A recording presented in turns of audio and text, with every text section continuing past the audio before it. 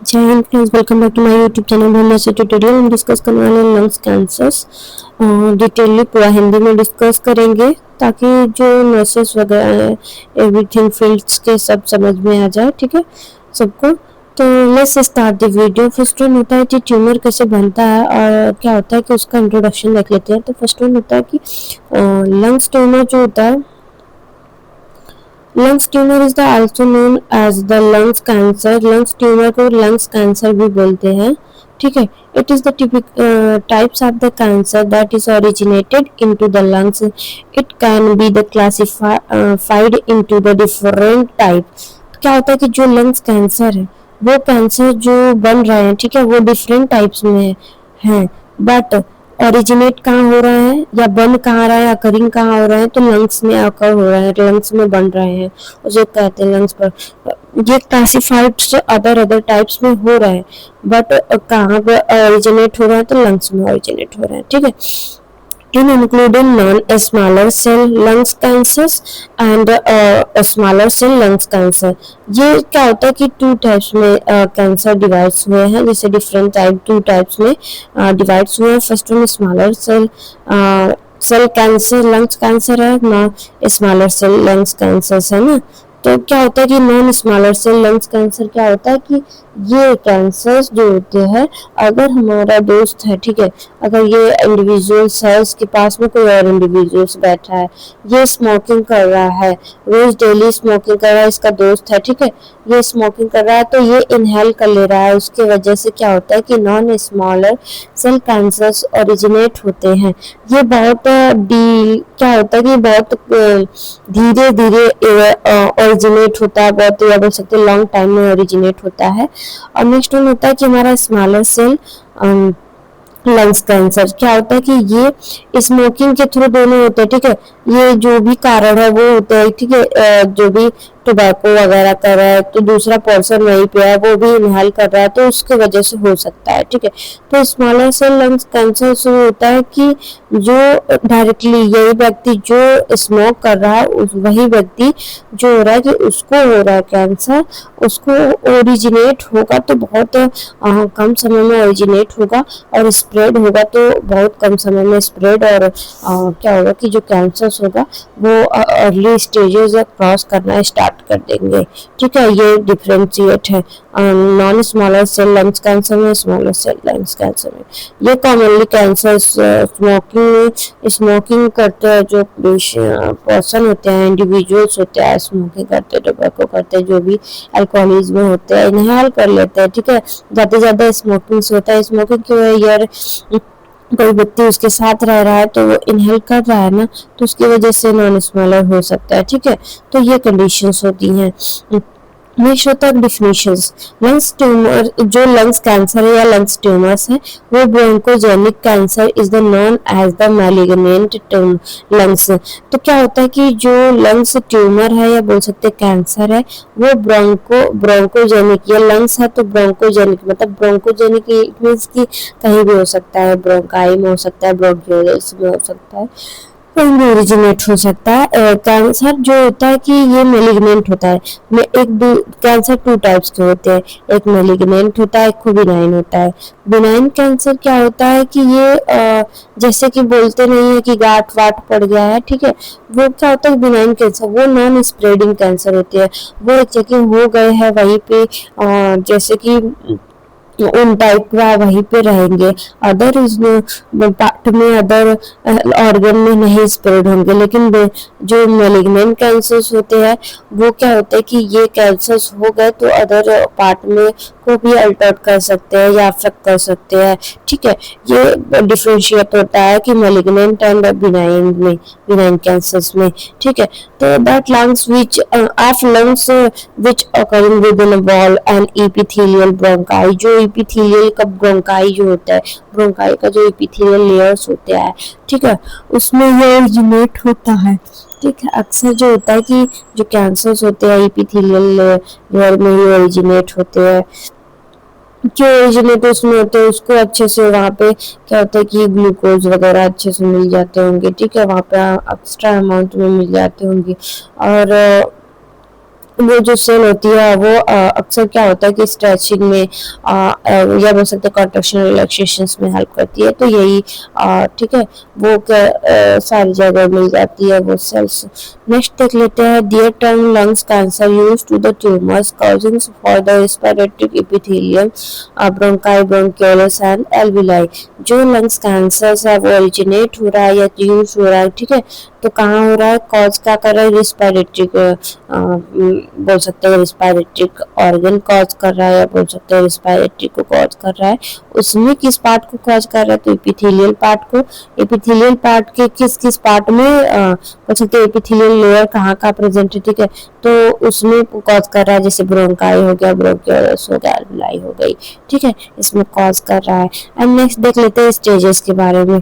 तो स्टेजेस जो होते हैं मोस्ट इम्पोर्टेंट होते हैं, ठीक है। तो फर्स्ट स्टेजेस में क्या होते हैं, बस इतना ही ध्यान रखना है कि फर्स्ट स्टेजेस में जो कैंसर्स होते हैं वो ओरिजिनेट तो होते हैं बट कहीं स्प्रेड नहीं होते हैं। जैसे एक सेल में ओरिजिनेट हो गया कैंसर, यहाँ पे ये इधर दूसरा सेल प्रेजेंट है, तो इसमें अभी स्प्रेड नहीं होंगे, ठीक है, ये डिफ्रेंशिएट है। नेक्स्ट वन होता है कि सेकेंड स्टेज जो होते हैं वो कैंसर जो लार्जेस्ट अमाउंट में ये हो जाते हैं, ठीक है, लेकिन 2 mm के अंडर ही होते हैं, या बोल सकते हैं कि लेस देन 2 mm के अंदर ये स्प्रेड होते हैं। अदर यहाँ पे सेल जो होते हैं उसके अदर सेल्स में स्प्रेड होते हैं। नेक्स्ट वन होता है कि स्टेज 3। स्टेज 3 में क्या होता है कि जो इसमें एबव हो जाते हैं 2.5 mm के अबव हो जाते हैं, ये स्प्रेड ये भी स्प्रेड होते हैं अदर सेल्स में, ठीक है, जैसे कि अदर सेल्स में ऑर्गन्स में स्प्रेड होते हैं। जैसे पहले तो लिम्फ में स्प्रेड होगा। लिम्फ क्या होता है कि वो प्यूरिफिकेशन करता है फ्लूइड्स को, कि जो माइक्रो ऑर्गेनिजम्स होते हैं प्यूरिफिकेशन करके माइक्रो ऑर्गेनिजम्स को किल करके अपने अंदर फिल कर लेता है, उसमें फ्लूइड होता है, ठीक है, तो उसमें ओरिजिनेट पहले होते हैं, ठीक है, तो उसमें ओरिजिनेट होते, क्यों ओरिजिनेट उसमें होते, जो भी फ्रेजाइल पार्टिकल्स होते हैं वो इनहेल करने का क्षमता रखता है, तो पहले इसको लेगा तो ये ओरिजिनेट होते हैं, ठीक है। अब फोर्थ स्टेज में लास्ट क्रोनिक स्टेजेस होता है। इसमें क्या होता है कि ये 5 mm से ज़्यादा भी हो सकता है, कम भी हो सकता है, ऐसे होता है, ठीक है। इसमें क्या होता है कि ये ओरिजिनेट जहाँ पे हुए हैं उसको छोड़ के अदर ऑर्गन्स पे ओरिजिनेट, जैसे लंग्स में हुआ तो लिम्फ में भी अदर पार्ट में या बड़े सीक्वेंस में ओरिजिनेट होता है, अनदर पार्ट में जैसे इंटेस्टाइन में चला गया और अदर टिश्यूज में अदर ऑर्गन्स में चला गया, तो ऐसे इसमें स्प्रेड होते हैं लंग्स के ट्यूमर, ठीक है। नेक्स्ट होता है कि रिस्क फैक्टर, क्या क्या रिस्क फैक्टर्स हो सकते हैं कि ट्यूमर कॉज कर दे, ठीक है, ट्यूमर कॉज करता है, ठीक है। तो क्या होता है कि फर्स्ट वन होता है यूज टू टोबैको। अगर पेशेंट कोई पर्सन है, कोई इंडिविजुअल्स है टोबैको का यूज कर रहा है, टोबैको में क्या प्रेजेंट होता है, नशीले पदार्थ जो होते हैं कि वो नर्वल इम्पल्सेस को डैमेज करते हैं, वो टिश्यूज को डैमेज करते हैं, वो मजबूर कर देता है टिश्यूज को डैमेज करके उनको पॉइजन, वो जब डैमेज हो जाएंगे तो अगर भी थोड़ा सा क्या होता है कि उसको क्या होता है टिश्यू डैमेज होंगे तो वो एबनॉर्मल ग्रोथ वगैरह करना स्टार्ट कर देंगे, ठीक है। तो ये निकोटीन इसमें प्रेजेंट होता है, अनदर सब्सटेंसेस प्रेजेंट होती है जिसकी वजह से क्या होता है कि ट्यूमर ओरिजिनेट होता है। अल्कोहल पीने की वजह से भी ट्यूमर कॉज करते हैं, ठीक है, ट्यूमर्स कैंसर्स वगैरह हो सकते हैं, क्योंकि ये नेक्रोसिस वगैरह ये जो होता है कि अल्कोहल जो होता है कि जलाने काम करता है, बोल सकते हैं कि ये जो लंग्स को क्या बोल सकते हैं कि जो फंक्शंस होती है उसको इम्पेयर करते हैं, ठीक है। जेनेटिक म्यूटेशंस, अगर पेशेंट्स है जो भी पर्सन्स है उसको अगर जेनेटिक म्यूटेशंस एबनॉर्मल्स म्यूटेशंस हो गए हैं उसके बॉडी में, या उसका सेल जो होता है कि वहाँ पर म्यूटेशंस हो गया, फैमिली को है, किसी पीढ़ी दर पीढ़ी ये चलता आ रहा है तो उसको कैंसर्स है, उसकी वजह से स्प्रेड जेनेटिक म्यूटेशंस हो गए हैं, जो DNA RNA होते हैं वो मैसेंजर्स के थ्रू उसके भी सेल्स वगैरह वगैरह आ गया, ठीक है, तो वो आएंगे ही, क्योंकि उनका जो गुणसूत्र होता है, बोल सकते हैं कि उनका गुण होता है, जो भी हेरिडिटी होती है सब आती है बच्चे में, तो उसकी वजह से ये कैंसर कॉज कर सकते हैं, पॉल्यूशन की वजह से कॉज कर सकते हैं। अगर पॉल्यूशन एरिया में कोई पर्सन ज़्यादा टाइम तक रह रहा है, बोल सकते हैं वही लारा एक्सप्लोजर्स के कंडीशंस में आ गया है, तो वो सेल डैमेज करेंगे। जो यूवी रेज वगैरह होते हैं, जो अल्टर्ड करने वाले रेस होते हैं, वो क्या करते हैं कि डैमेज करते हैं, सेल्स को डैमेज करते हैं। पैथोफिजियोलॉजी देख लेते हैं, तो फर्स्ट वन होता है कि जो भी ईटियोलॉजी हमने देखा, उसके बाद क्या होगा कि जो पेरिनियालिसिस और ऑब्स्ट्रक्शंस वाल्व जो होते हैं, कि जो ब्रोंकियल वाल्व होते हैं वहाँ पे ऑब्स्ट्रक्शंस वगैरह बने हैं किसी थ्रू, ये बोल सकते हैं कि कोई भी ईटियोलॉजी, या बोल सकते हैं कि कोई भी कारण हो गया, ठीक है, वहाँ पे ऑब्स्ट्रक्शंस वगैरह बनेंगे पहले, तो जो भी म्यूटेशंस वगैरह स्टार्टेड होंगे, तो क्या करेंगे कि ग्लूकोज वगैरह को खींचना स्टार्ट कर देंगे, हो सकते कि लेना स्टार्ट कर देते हैं, ठीक है, क्योंकि वो ग्लूकोज वगैरह के थ्रू ही न्यूट्रिशन उनको उससे उनको मिलती है, और अब नॉर्मली ग्रोथ स्टार्ट कर देते हैं, ठीक है। ऑब्स्ट्रक्शन करने के बाद जो होता है कि वहाँ पे इन्फेक्शंस वगैरह कॉज करेंगी, लोब्यूल्स में इन्फेक्शंस कॉज करेंगी, ठीक है, कोई कुछ भी हो रहा है, चेंजेज हो रहा है, तो वहाँ पे जो फॉरेन पार्टिकल्स है उसे ट्रीट करने की कोशिश, जो भी हमारा एंटीबॉडी है फॉरेन पार्टिकल्स को ट्रीट करने की कोशिश करेगी कि वो क्यों अपना ही बॉडी क्यों ना हो, तो इन्फ्लामेशन इन्फेक्शन लोब्यूल्स में जरूर होगा। फिर सेकंड में क्या होगा कि वहीं अबिस्कस वगैरह स्टार्टेड हो जाएंगे, जैसे कि फ्लूइड का फॉर्मेशन हो जाना, इन्फ्लामेशन इन्फेक्शन होगा तो फ्लूइड का फॉर्मेशन वगैरह होगा, ठीक है। उसके बाद इन्वेस्ट ऑफ द प्लूरा, जो प्लूरल मेम्ब्रेन है वहाँ पे इन्वेशन होगा, वहाँ पे जाएगा, ठीक है। एक्सटेंशन चेस्ट वॉल्व, जो चेस्ट वॉल्व होंगे वहाँ पे इंस्ट्रक्शंस वगैरह होंगे, इन्वेस्ट जो होगा कि वहाँ का नर्व जो ब्रोंकाई वगैरह है वहाँ के जो डैमेज होंगे, ब्रोंकाई वगैरह डैमेज होंगे, फिर क्या होगा कि स्प्रेड होगा, जो भी जैसे बोल सकते हैं अंडरलाइनिंग स्ट्रक्चर्स, जो भी अंडरलाइनिंग वगैरह डिजीज वगैरह है उसको भी थ्रू हो सकते हैं। फिर उसके बाद क्या होगा कि जो सेल्स होगा वो डैमेज होगा, सेल डैमेज होगा तब वहाँ पे क्या होगा कि सेल म्यूटेशंस होगा, और वो अबनॉर्मल सेल ग्रोथ होगा, उसी को कहते हैं। एक बार फिर से समझ लेते हैं। फर्स्ट वन की जैसे कि हमारा बॉडी जैसे जेनेटिक ही है, डीएनए आरएनए के थ्रू सेल में प्रेजेंट है, ठीक है। अगर हमारी बॉडी वीक हुई, दूसरा देख लेते पैथोफिजियोलॉजी, अगर हमारी बॉडी वीक हुई है, ठीक है, तो ये क्या करेंगे, जो सेल होंगी इन्हें न्यूट्रिशंस मिलेगा कैसे, ठीक है, इन्हें जो सेल होंगी ये म्यूटेशन करना स्टार्ट कर देंगी। जब ये म्यूटेशन करना स्टार्ट करेंगे तो अदर जो सेल्स होंगे उनका जो फ्लूइड होगा ये शोषण करना स्टार्ट कर देगी, शोषण करना स्टार्ट कर देती है, तो यहाँ पे ऑब्स्ट्रक्शंस फैला रही हैं, ठीक है, ऑब्स्ट्रक्शंस कर दे रही है, ब्रोंकाई में हो रही है, अल्वेलाई में हो रही है, कहीं भी ऑब्स्ट्रक्शंस करेंगी तो जो एयर पाथवे है वो रुक जाएगा, एयर पाथवे जो होगा कि अब नॉर्मल हो जाएगा, जिसकी वजह से वहाँ पे क्या होगा कि फ्लूइड का अक्यूमुलेशन होने वाला है, और इन्फ्लामेशन इन्फेक्शंस होंगे, ठीक है। जो इन्फ्लामेशन इन्फेक्शंस होंगे, डेड सेल होंगे, वो क्या करेंगे कि ये जो होता है कि जो कैंसरस सेल्स है उनको भी इनगल्ब कर लेंगे, अपने में मिला लेंगे, और अपना म्यूटेशन तेजी से स्टार्ट कर देती है, तेजी से स्टार्ट कर देती है, तो वो कन्वर्ट हो जाती है ट्यूमर्स में, या बोल सकते हैं कैंसरस बॉम्ब्स में कन्वर्ट हो जाती है, ठीक है। ऐसे अब नॉर्मल सेल ग्रोथ स्टार्टेड कर देगी, तो जो ग्लूकोज होगा बॉडी का सहनासन लेना स्टार्ट कर देगी, तो वो बढ़ना स्टार्ट कर देती है।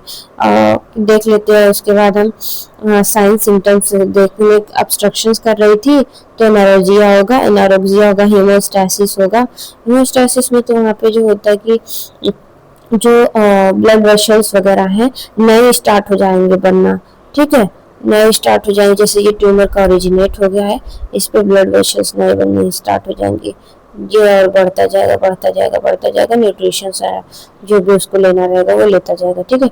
चेस्ट पेन होगा, इसकी वजह से ब्रीथिंग पैटर्न लॉस होगा, फीवर्स होने वाला है, नोजिया हेडेक वगैरह होगा, वीकनेस होगी इसकी वजह से, क्योंकि ग्लूकोज सारा ले रहा है कैंसर सेल्स। ठीक है, फिर डायग्नोसिस में हम क्या करेंगे, तो first one history collection, physical examination, second one imaging test मतलब सीटी स्कैन, एमआरआई में सीटी स्कैन करेंगे, चेस्ट एक्सरे करेंगे।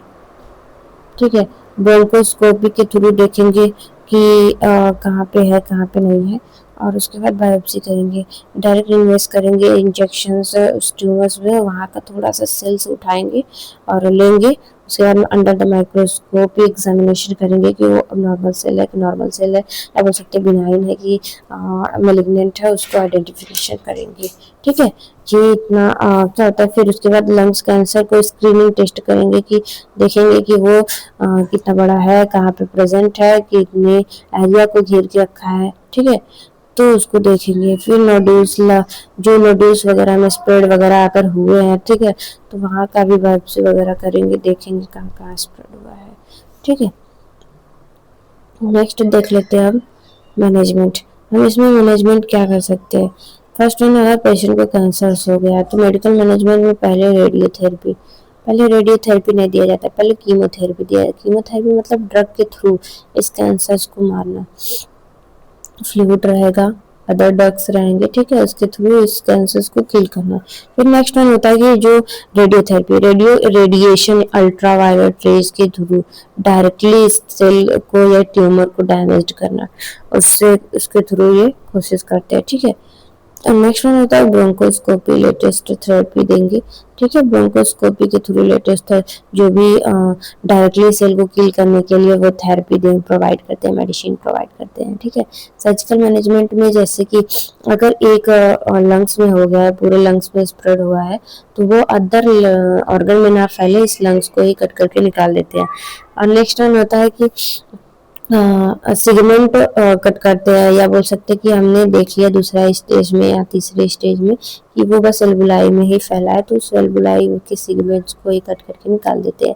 फिर अगर पूरे लंग्स में स्प्रेड है तो पूरा लंग्स का कट करके निकाल देते हैं। लोब्यूल्स में लोबोलेक्टोमी कर देते हैं। ठीक है, लोब्यूल्स को ही कट करके निकाल देते हैं, ये होता है।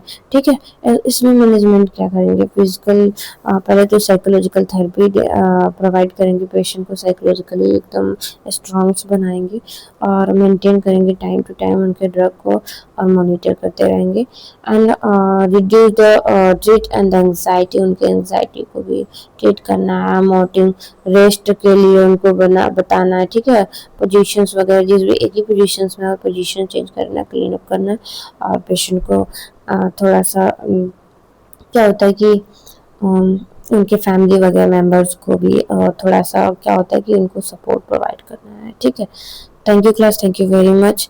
देखेंगे नेक्स्ट टॉपिक नेक्स्ट वीडियो में, तब के लिए बाय बाय।